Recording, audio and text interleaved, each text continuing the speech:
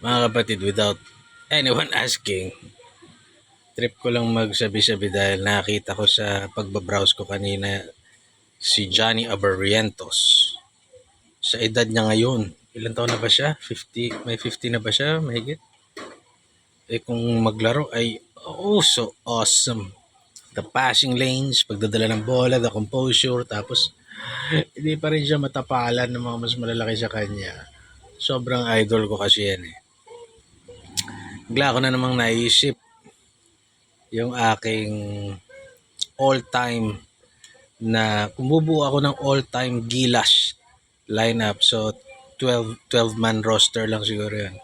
Siguro ako first five all-time Johnny Abarrientos, Alan Kaydik, Alvin Patrimonio. Mga idol ko kasi yan, Alan Kaydik, Alvin Patrimonio.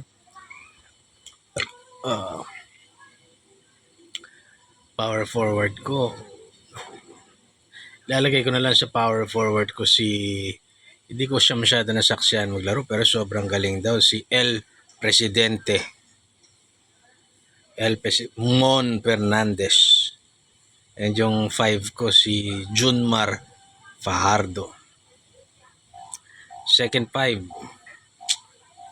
kailangan nandoon si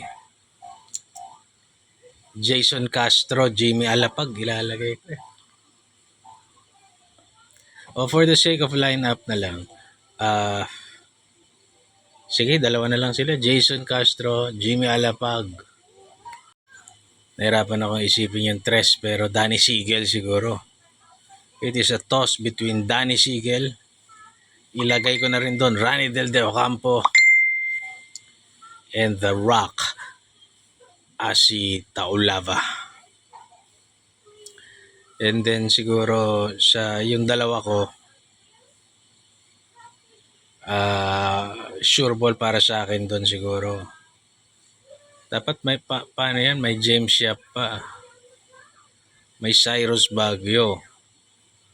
May Willie Miller. May Mark Kagiwa. Oh dear Lord. Pero sige, 15 man na yung buuin natin. Ayun sila. James Yap, Cyrus Baguio, may Japet Aguilar pa men. May Gabe Norwood pa.